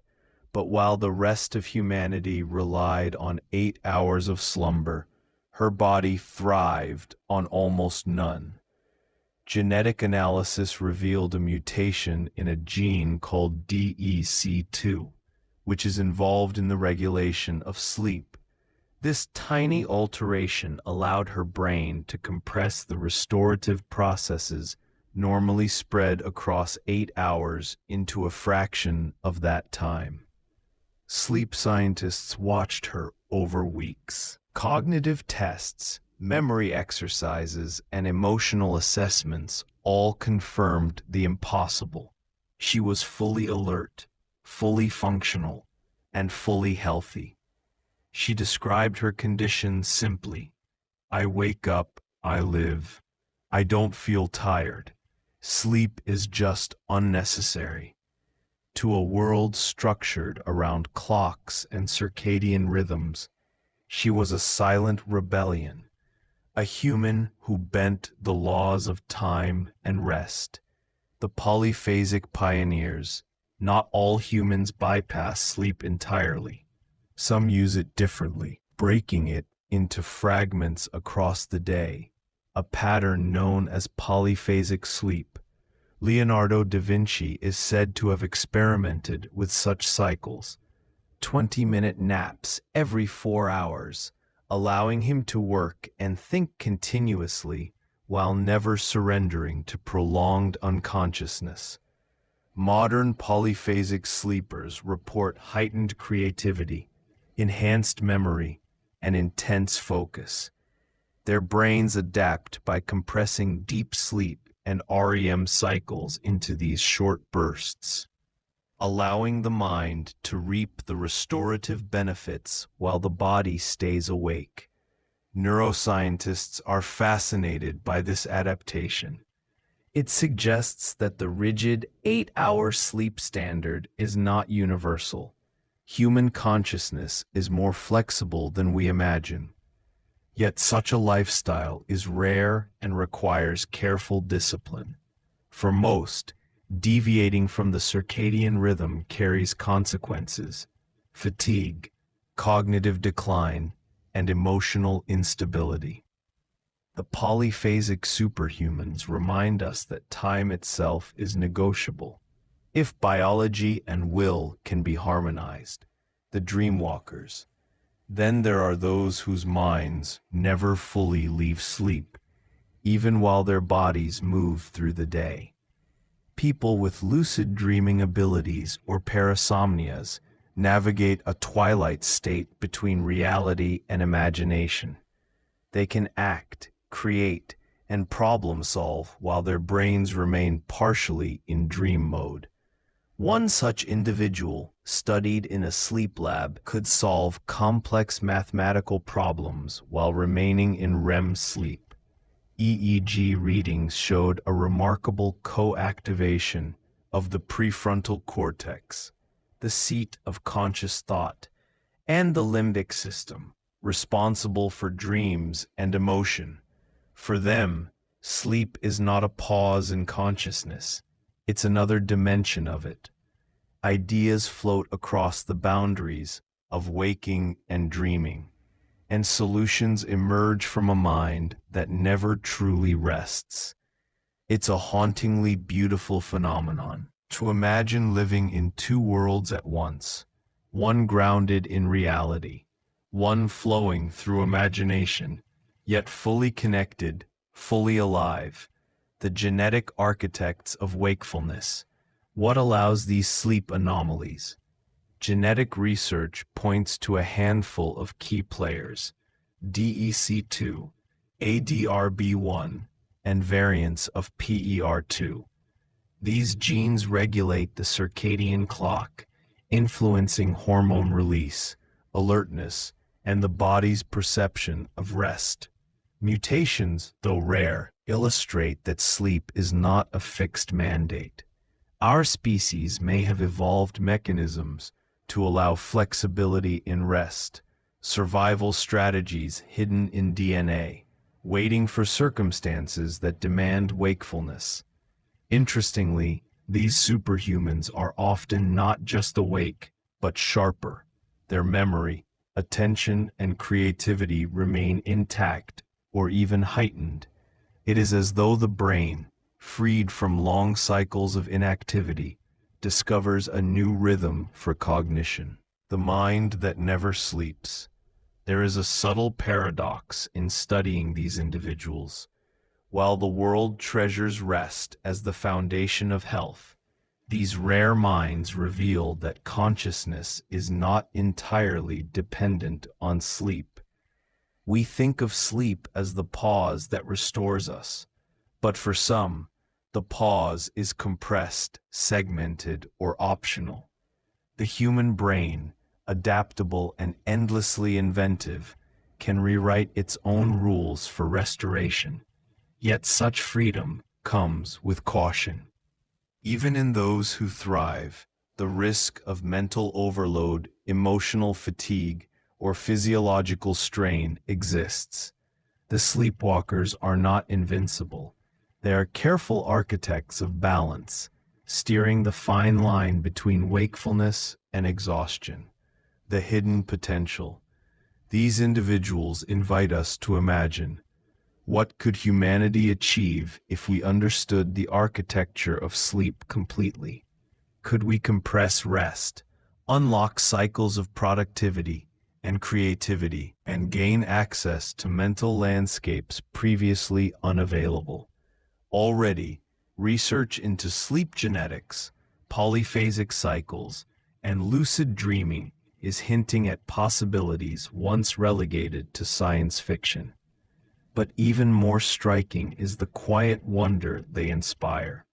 To live without sleep as we know it, to traverse dreams while awake, to exist in a liminal space where consciousness never fully shuts off. It is a form of human resilience that is both elegant and calming. The whisper of night. The sleepwalkers of consciousness remind us that the human brain is not a machine, but a living, breathing ecosystem of neurons and signals. Sleep is not merely rest, it is negotiation, adaptation, and creation. And for those rare souls who bend it to their will, it becomes a canvas, a stage, and a laboratory. Perhaps in their calm and quiet endurance, we glimpse what is possible, the harmonious coexistence of wakefulness and restoration, the blending of night and day, the silent mastery of the mind's infinite landscapes. In a way, they are guides, showing us that sleep, like consciousness itself, is a spectrum, and that within the gentle rhythms of the body lies the potential to explore, to create, and to live fully awake. Section 12. The humans who control their metabolism. The human body is a remarkable alchemy of energy. Every heartbeat, every breath, every thought draws from chemical reactions invisible to the naked eye. We are, in essence, walking ecosystems, converting fuel into life itself. Yet among us exist a rare few whose bodies seem to bend even these fundamental rules. People who can regulate hunger, suppress fatigue, and control energy reserves in ways that defy the expectations of physiology. They are, in effect, living experiments in the art of metabolism, a quiet frontier where biology appears to follow its own, almost mystical rhythm. The woman who ate almost nothing. In the 1970s, doctors in the United States encountered a woman known in research circles simply as the subject. Over a period of years, they carefully measured her caloric intake and expenditure. What they found was astonishing. She survived on a fraction of the food any ordinary human would require, and yet her energy levels, body composition, and cognitive abilities remained completely normal. Later genetic studies suggested that her mitochondria, the cell's energy factories, were exceptionally efficient. They extracted far more usable energy from every molecule of food than is typical in most humans. In some cases, her cells even appeared to recycle energy waste, converting byproducts into usable fuel. It was as if her body operated on a closed-loop system, quietly maximizing efficiency in ways most of us cannot. Though she was unique, scientists now know that subtle versions of this adaptation exist in others, people whose metabolism is inherently optimized, allowing them to survive fasting, extreme exertion, or nutritional scarcity. The breatharians and the limits of biology. Stories of humans who can survive on almost no food are often met with skepticism, especially in the modern world of diets and supplements. Some individuals claim to practice breatharianism, the belief that humans can live on air and sunlight alone. While most reports are anecdotal and scientifically controversial, the phenomenon has roots in reality. Certain humans can indeed drastically reduce caloric needs without immediate harm, thanks to extraordinary control over metabolism, hormonal regulation, and energy use. Research into this ability reveals a delicate balance. The body slows the metabolism, suppresses hunger signals, and minimizes energy expenditure. In some cases, the brain itself seems to recalibrate the sensation of fatigue, allowing people to feel alert even when energy stores are low. though extreme fasting can be dangerous. These cases suggest that human energy systems are far more adaptable than previously believed. The super endurance athletes. Other metabolic anomalies are less mystical and more demonstrably athletic. Elite endurance athletes often display what scientists call high VO2 max, an extraordinary capacity to utilize oxygen efficiently. This allows their muscles to extract more energy from glucose and fat than ordinary humans. Sustaining movement for hours, sometimes days. Some of these athletes also exhibit exceptional fat oxidation, a biochemical ability to burn fat more efficiently while sparing glycogen stores. This gives them stamina that seems almost inhuman. Marathoners running ultra distances without fatigue, swimmers crossing oceans, cyclists climbing mountains that would leave most gasping for breath. Underlying this performance are subtle genetic variants affecting enzymes like CPT1, PGC1 alpha, and AMPK, all regulators of cellular energy metabolism. Combined with careful training, mental focus, and diet, these rare traits transform the ordinary human engine into a high-efficiency powerhouse. Hibernation like humans. There are also documented cases of humans who can reduce metabolic activity dramatically, almost like hibernation in animals.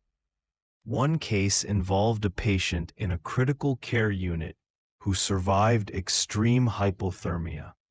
Her body temperature dropped below 22 degrees Celsius, 71 Fahrenheit, dangerously close to freezing. But her metabolic processes slowed proportionally, preserving organ function. In the wild, such mechanisms are common in bears, bats, and turtles. But in humans, they are extraordinarily rare, appearing as innate or trauma-triggered adaptations. These cases teach us that the human body has hidden capacities, ready to activate under conditions of extreme stress.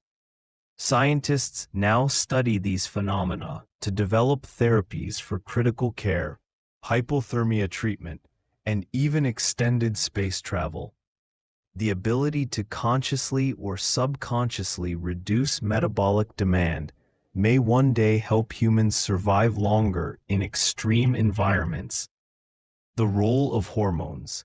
At the core of metabolic control are hormones, chemical messengers that orchestrate energy use.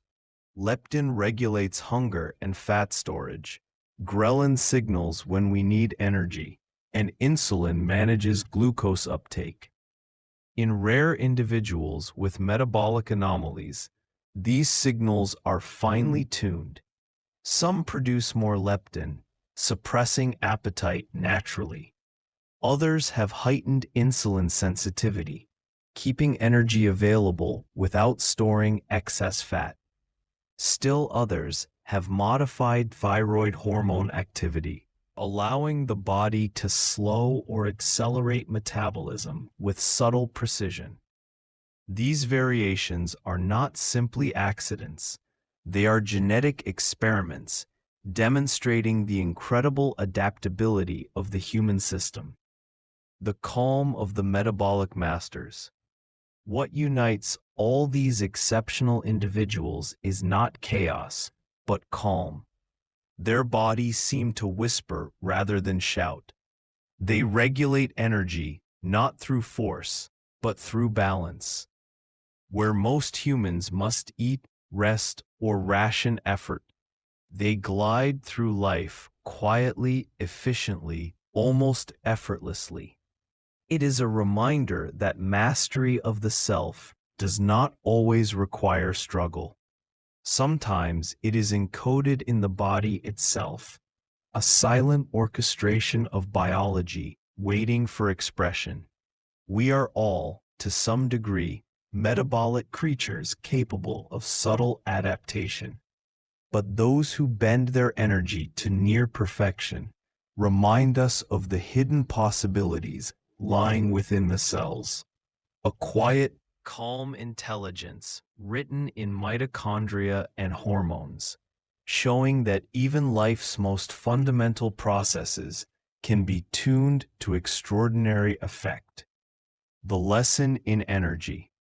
The humans who control metabolism teach a profound truth. Efficiency and resilience are deeply intertwined. To live on little, to endure extremes, to remain alert while the body rests. These are not superpowers in the comic book sense, but reflections of what human biology is capable of when pushed, observed, and understood. Perhaps the greatest gift of studying them is perspective. We often take energy for granted, assuming it flows naturally and universally.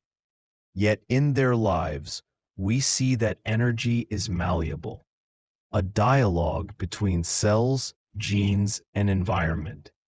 And in that dialogue lies hope, that through understanding, training, and maybe a touch of luck, humans can unlock new ways of living fully, calmly, and resiliently, even when resources are scarce and conditions extreme.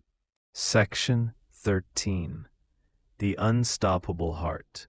The heart is often called the engine of life, a quiet drum that never ceases, pumping blood through miles of vessels, carrying oxygen and energy to every cell. Yet among humans, there exist hearts that seem to defy ordinary limits, hearts that beat stronger, recover faster, and endure extremes that would collapse ordinary circulation. These are the cardiovascular marvels, individuals whose hearts quietly push the boundaries of biology, showing us what resilience and adaptation look like at the very core of life itself. The ultra-endurance heart. In the Swiss Alps, a group of athletes prepares for a 400-kilometer ultra-marathon through the mountains. Days pass, nights pass, temperatures swing from freezing cold to blistering sun. And yet, their hearts, trained over years, continue to pump rhythmically and efficiently. Cardiologists examining these athletes have found astonishing traits. Their stroke volume, the amount of blood ejected per beat, is dramatically higher than average. Their resting heart rates are unusually low, sometimes below 30 beats per minute, allowing the heart to conserve energy while remaining supremely effective. At a cellular level, their heart muscle fibers exhibit hypertrophy, increased mitochondrial density, and enhanced capillary networks, all of which optimize oxygen delivery under stress. These athletes demonstrate that the human heart is not merely a mechanical pump.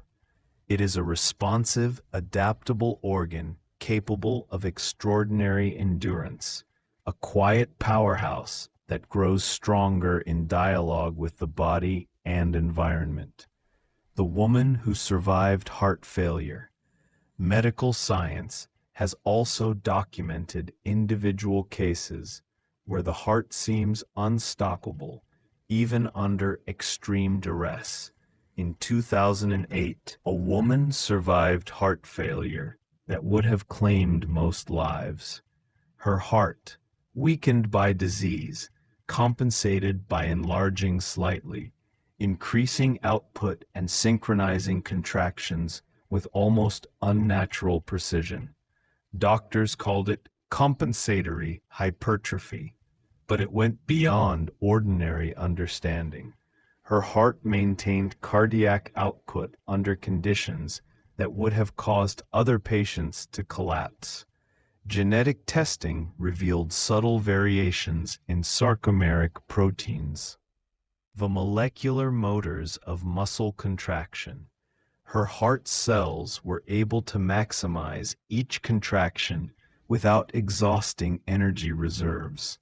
For years, she lived fully, hiking, cycling, and traveling, a testament to what the human circulatory system can achieve when nature's design meets chance mutation.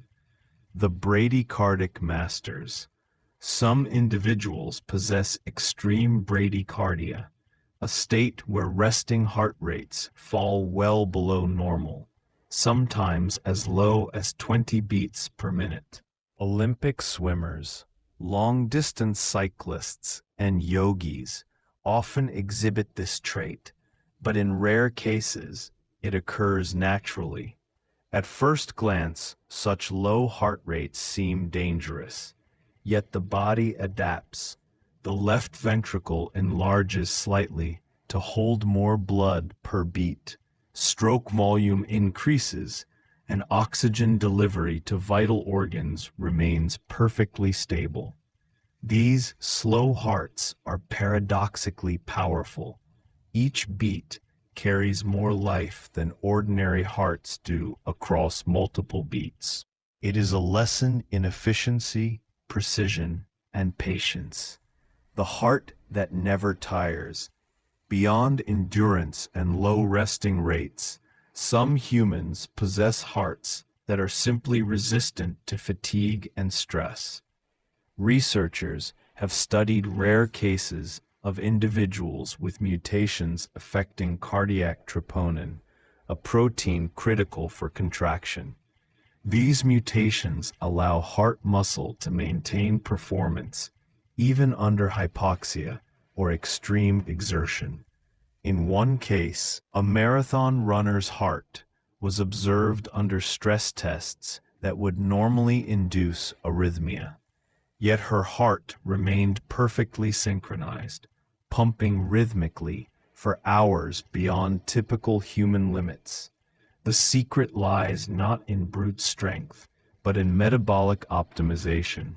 Her heart cells produce ATP, the body's energy currency, more efficiently, allowing uninterrupted contraction without generating damaging waste.